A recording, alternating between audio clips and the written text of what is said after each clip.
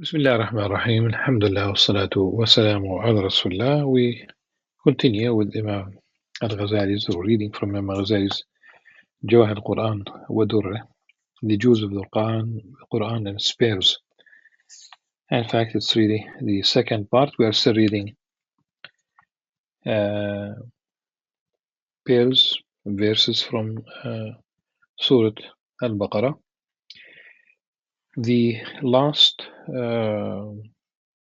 verse that we have read was verse 177,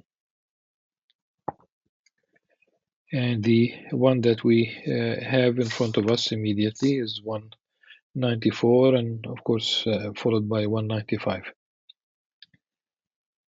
It means that we have about almost about 20, approximately 20 verses between the last verse and this one. 17 verses to be precise.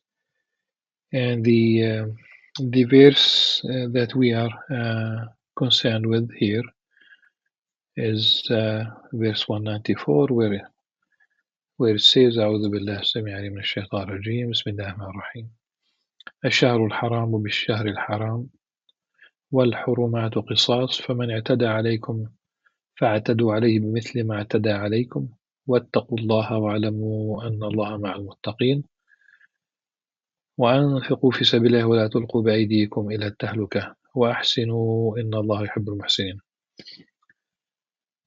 There will be retaliation in a sacred month for an offense in a sacred month, and all violations will bring about retaliation. So if anyone attacks you, retaliate in the same manner. But be mindful of Allah and know that Allah is with those mindful of Him. Spend in the cause of Allah and do not let your own hands throw you into destruction by withholding, and do good, for Allah certainly loves the good doers. In order for us to unpack Shahr al-Haram bi Shahr al-Haram,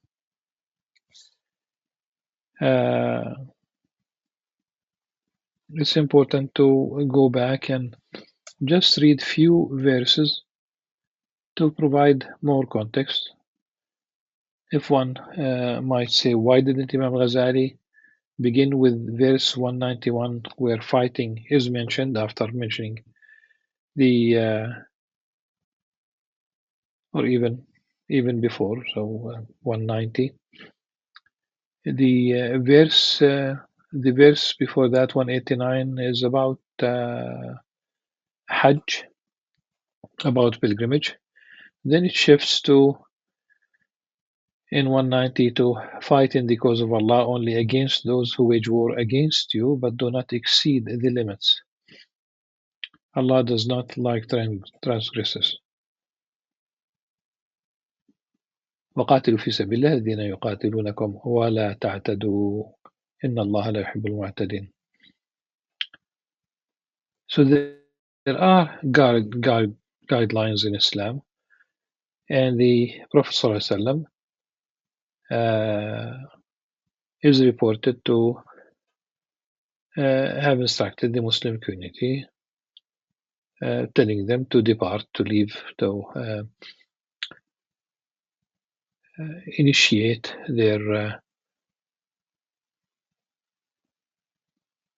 journey to defend Muslims, depart in the name of Allah and with His help, following the Messenger of Allah. Do not kill an old man, a child, or a woman. Do not mutilate dead bodies of the enemy. Be gracious and courteous, for Allah loves those who act with grace. The Prophet ﷺ also said, do not wish to meet your enemy in the battlefield, but always pray for well-being. If fighting is a must, then be steadfast. And in fact, it is amazing that in In Surah Al-Hajj, for example, there is the indirect speech when fighting became permitted, and it does talk about udhina. Of course, it is Allah subhanahu wa ta'ala who permitted self-defense, but having that kind of indirect speech, uh, it's not like a direct speech where it is a very I would say a message that it's not a message that celebrates fighting. It's a necessity. أذن in Surah Al-Hajj أذن الذين يقاتلون بأنهم ظلموا وإن الله على نصرهم لقدير.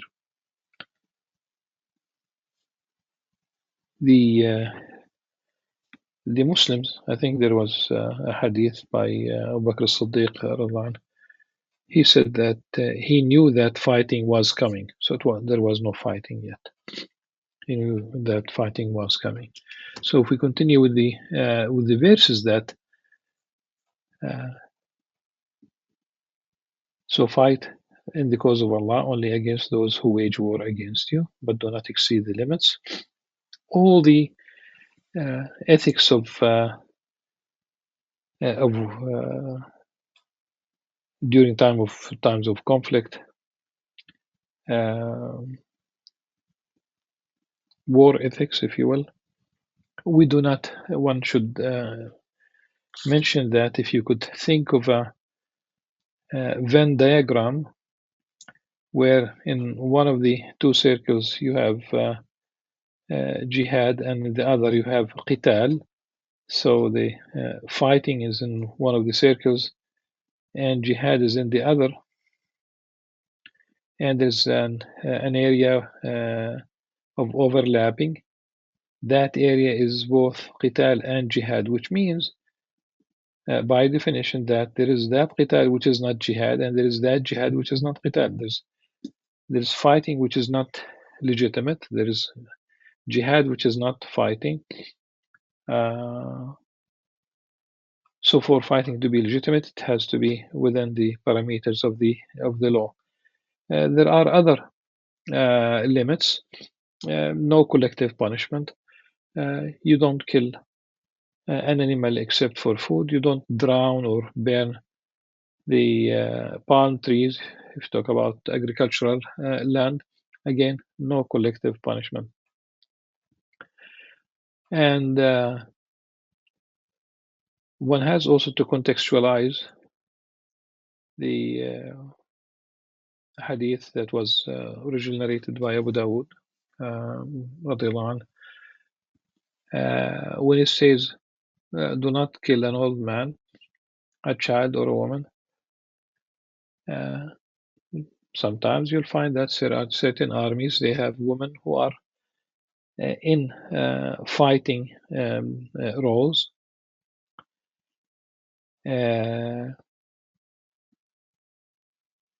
So if a woman is shooting at you, you don't simply say that, well, the hadith of the Prophet ﷺ says do not kill a woman. Like in every case, this is the way we understand the Islamic morality in this case, is that killing an enemy is not an end in itself, and this is why the Quran includes verses about providing food to prisoners of war of the enemy. And it continues because this is really the Hajj and then fighting, and then we have something unique, paving the way still for verse 194. This is still 191. وَقَتُلُوهُمْ حَيْثُ ثَقِفْتُمُوهُمْ وَأَخْرِجُوهُمْ مِنْ حَيْثُ أَخْرَجُوكُمْ وَالْفِتْنَةُ أَشَدُّ مِنَ الْقَتْلِ وَلَا تُقَاتِلُوهُمْ عِنْدَ الْمَسْجِدِ الْحَرَامِ حَتَّى يُقَاتِلُوكُمْ فِيهِ فإن قاتلوكم فاقتلوهم كذلك جزاء الكافرين. Kill them wherever you come upon them. This is about the mushrikeen of Quraysh.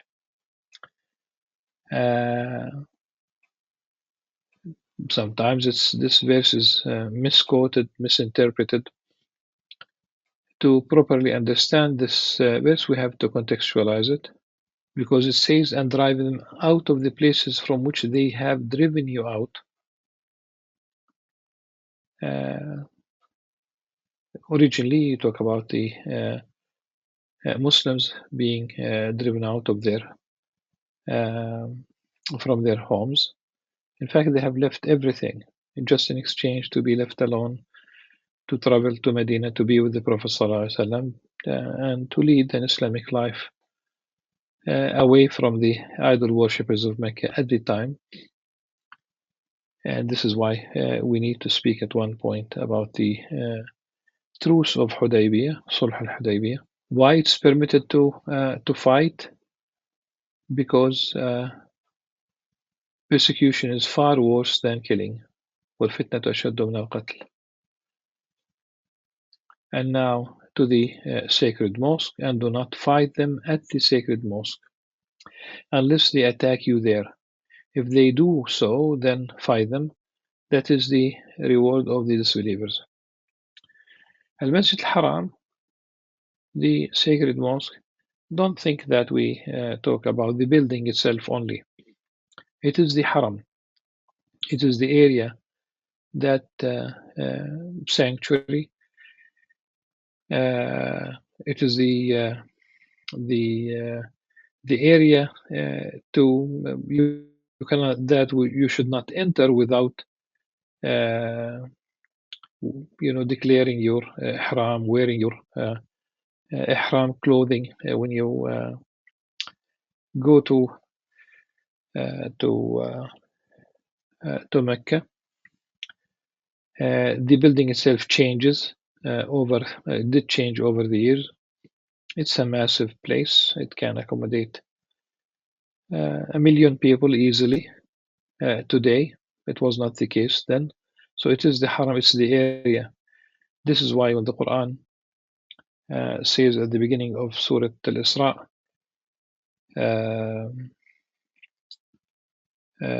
when it mentions the Masjid al-Haram, سبحان الذي أسرى بعبده ليلا من المسجد الحرام إلى المسجد الأقصى الذي باركنا حوله لنريه من آياتنا إنه السميع البصير. Praise be He, of course, it's Allah subhanahu wa ta'ala, who took His servant from the noble sanctuary Masjid al-Haram to Al-Aqsa Mosque in Jerusalem, of course, to show him of our signs, that we have blessed its presence, to show him of our signs. Verily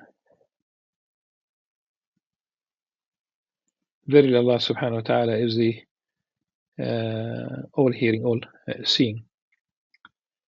We know that that journey at night journey, if you will, the Isra, took place from the house of Hani, and not from the mosque itself. Nevertheless, it's described as the being taken from Al-Masjid al-Haram. It's here. It is used to indicate the Haram itself, as we call it.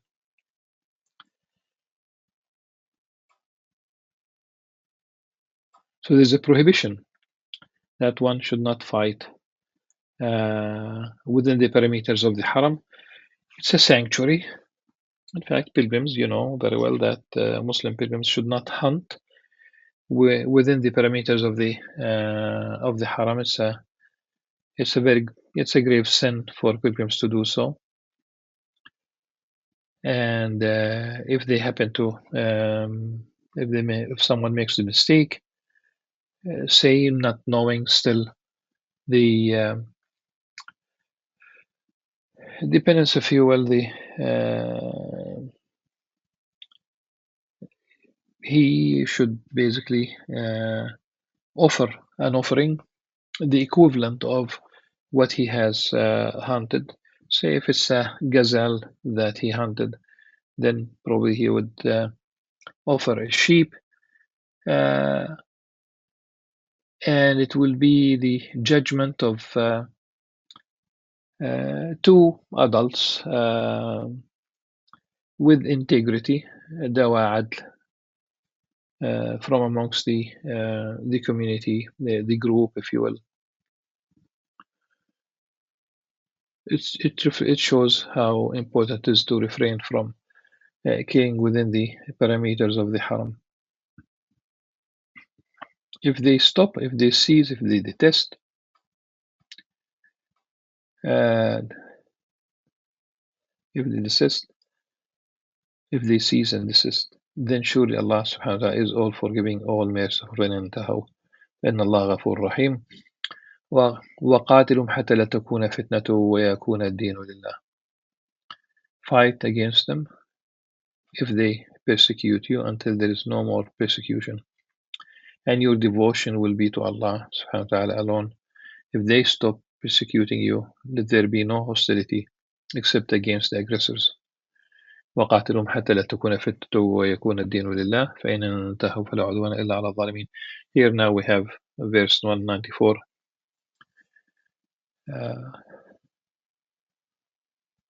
الشهر الحرام بالشهر الحرام والحرمات قصاص فمن اعتدى عليكم فاعتدوا عليه مثل ما اعتدى عليكم واتقوا الله واعلموا أن الله مع المتقين. There will be retaliation in a sacred month for an offense in a sacred month, and all violations will bring about retaliation. So if anyone attacks you, retaliate in the same manner. بمثل ما اعتدى عليكم. But be mindful of Allah and know that Allah is with those mindful of Him. Now, Ash-Shahr al-Haram, we have 4 months that are included in Al-Ashhur al-Hurum. If we talk about the Islamic calendar, then these are 4 months. When they say that 3 of them are in one after the other, they begin with the 7th. The list would begin with the 7th month, and so Rajab, Dhul Qa'dah, Dhul Hijjah. Rajab is 7th, and Dhul Qa'dah, Dhul Hijjah, wal Muharram. So it is Dhul Qa'dah, Dhul Hijjah, wal Muharram that are in a row. Rajab is independent, dependent in the sense of it's not before or after these 3. So if you start counting with the 11th, so the 11th, the 12th, and the 1st, here they become one after the other.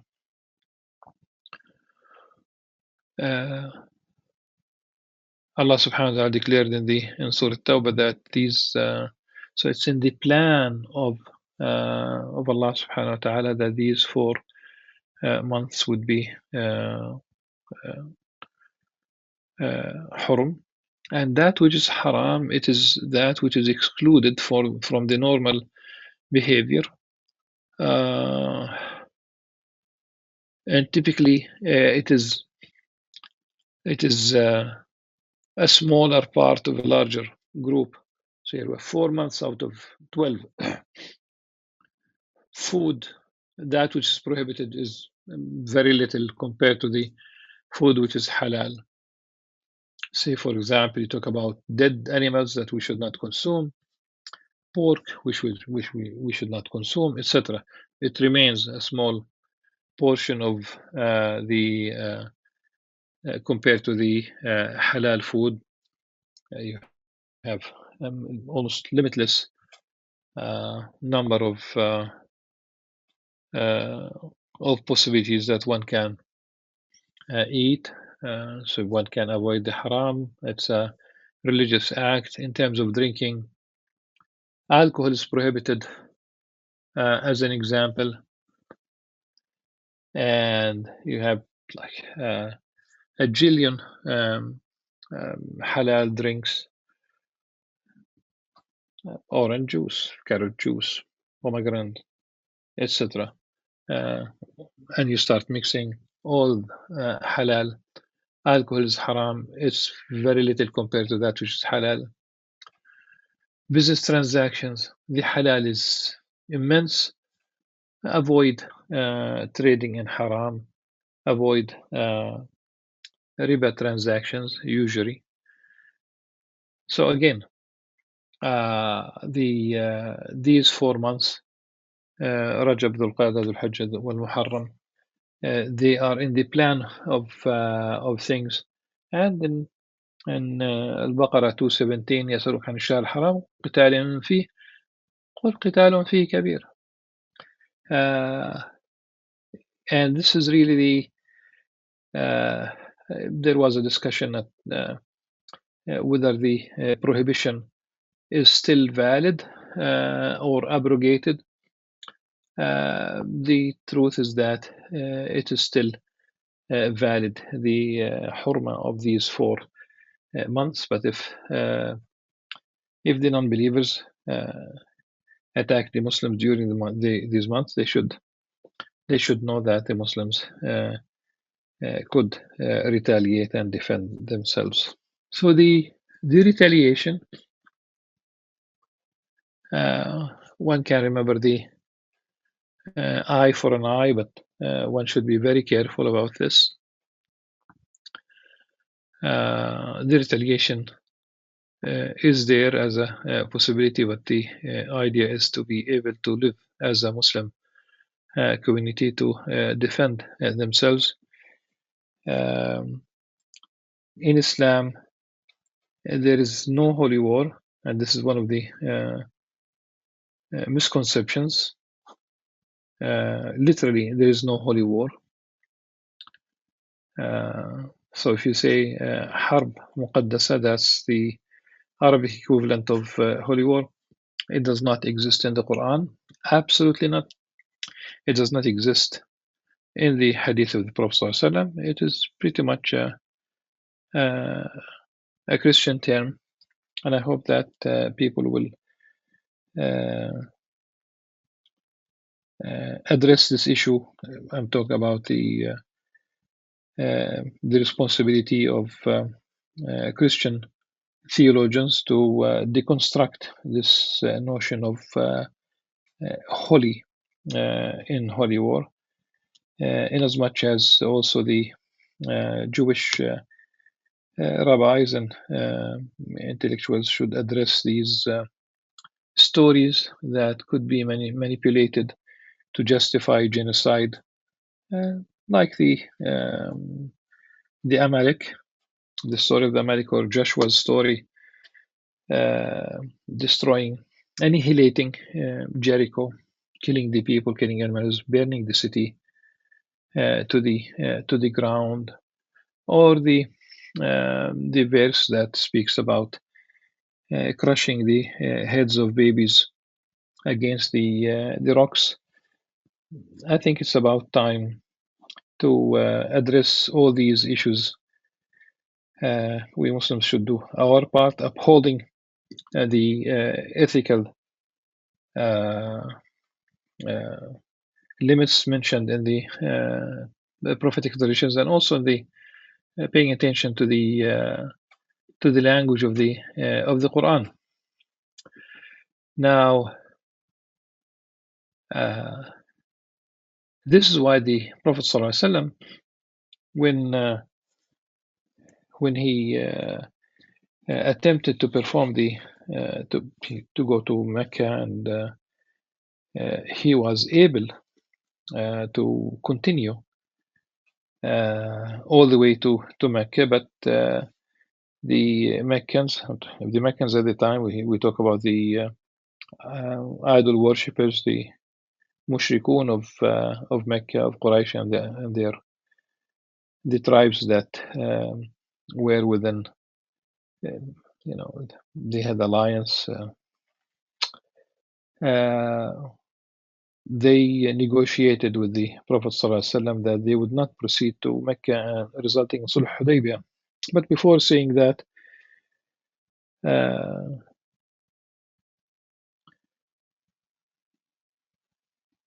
people should not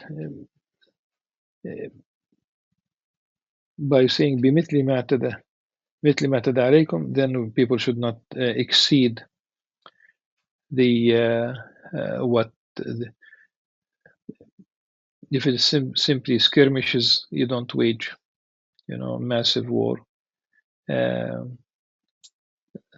And this is why you need Muslim rulers to decide, and this should not be left to individuals or to groups.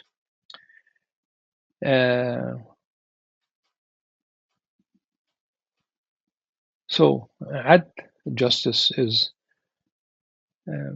it's a commandment, really, and if yes, there is a theology of love also in the Quran and the Hadith of the Prophet ﷺ.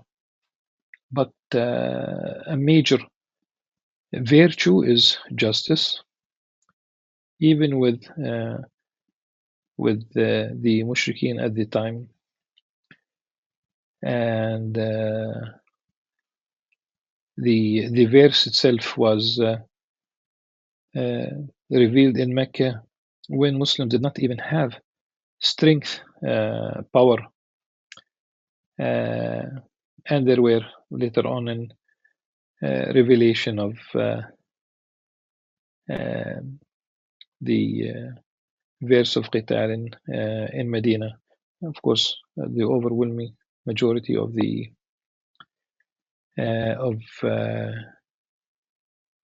legal verses were revealed in Medina.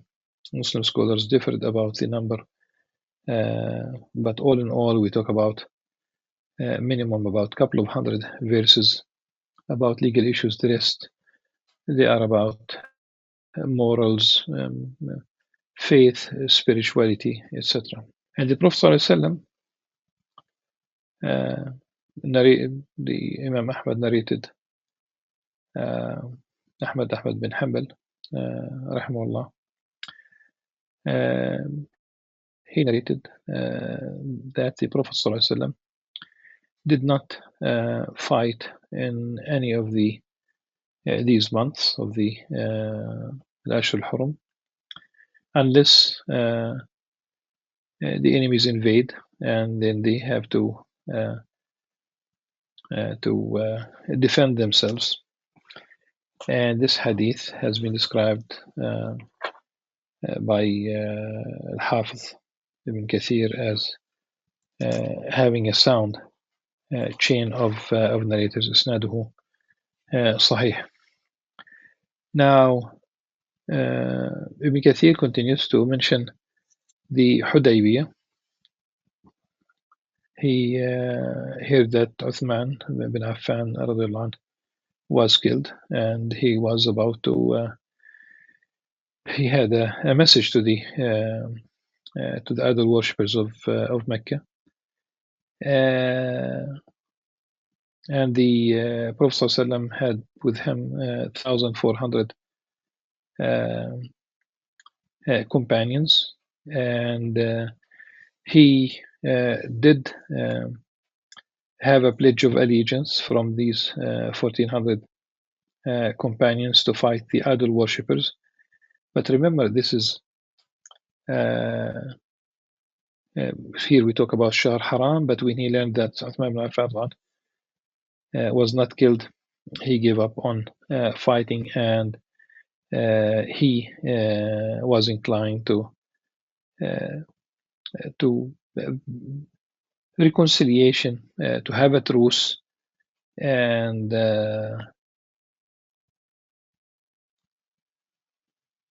there were details.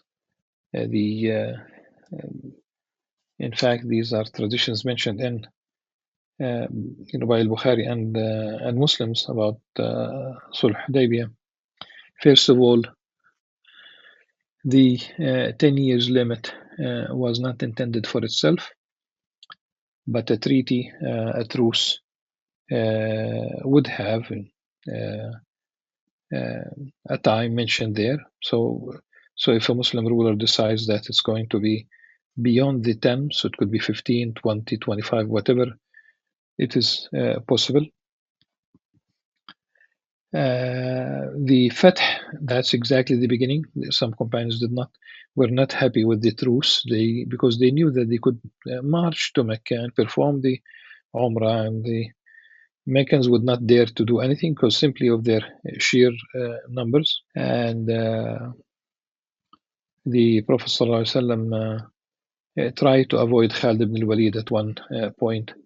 Khalid ibn al-Walid, one of the three, was described by Professor Casagrande, one of the best professors of history in the United States, in the Austin Institute, that's in Texas. One of the three greatest military generals in history. I think along with Alexander the Great, and I forgot the third one, but at the time Khalid al-Walid, who later on became a Muslim military general, he was still a non-Muslim at the time.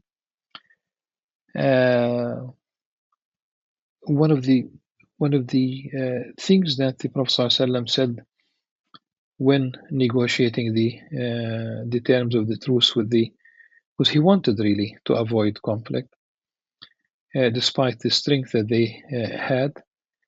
He said, "والذي نفسي بيده لا يسألوني خطة يعظمون فيها حرمات الله إلا أعطيتهم إياها." So and حرمات الله, I mean to glorify the limits, that which is prohibited by Allah subhanahu wa ta'ala, especially in not fighting in the haram itself and not fighting during a month which is haram.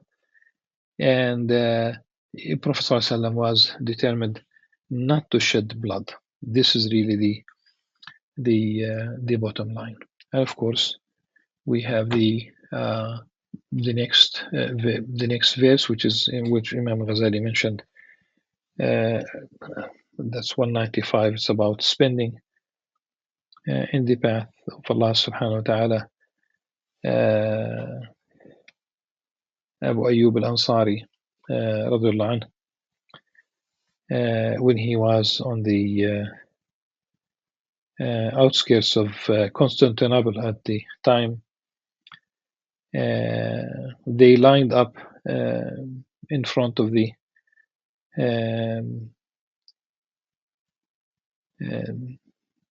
Romans, and one of the Muslims attacked on his own the line of the enemy, and he did break the line of the enemy and returned alive. And some of the Muslims thought that the notion of tahluka, as were in وَلَا تُلْقُوا بِأَيْدِيكُمْ إِلَى التَّهْلُكَةِ, they thought that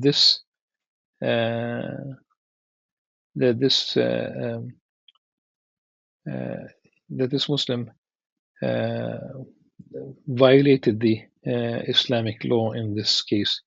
And Abu Ayyub al-Ansari said, no, وَلَا تُلْقُوا بِأَيْدِيكُمْ إِلَى التَّهْلُكَةِ, he said that we know this verse better as Ansaris, as indigenous people of Medina.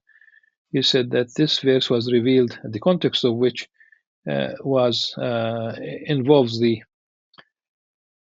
people of Medina. He said, we were the companions of the Prophet ﷺ, and we have fought along, we have witnessed the history unfolding, and they have rendered the Prophet ﷺ victorious. And when Islam spread and it became victorious, the Ansar got together in a loving way and said that Allah subhanahu wa ta'ala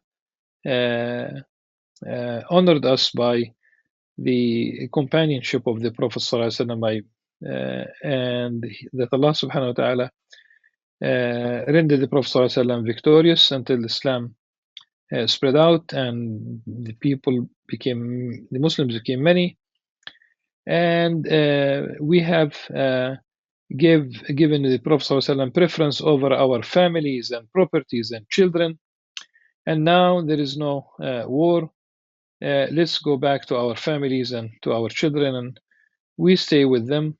And here the revelation of this verse, وَأَنفِقُوا فِي سَبِيلِ اللَّهِ وَلَا تُلْقُوا بِأَيْدِيكُمْ إِلَى التَّهْلُكَةِ. The tahluka was in staying with the family and doing business like usual and abandoning jihad.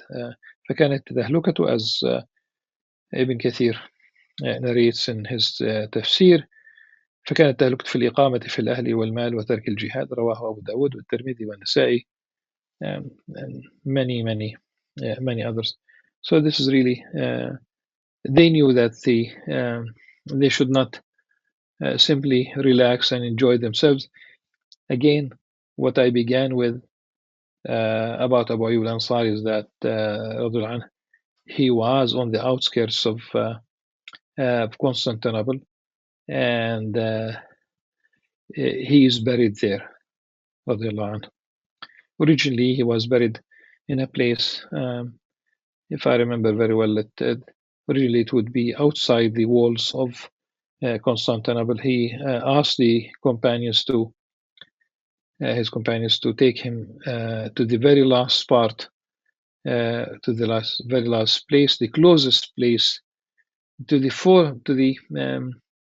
forefront, if you will, wherever they reach, and that's where he was buried. So a companion, an Ansari, Abu Ayyub al-Ansari, of course, and he was buried on the just in the almost in the shadows of the original walls of Constantinople, Istanbul.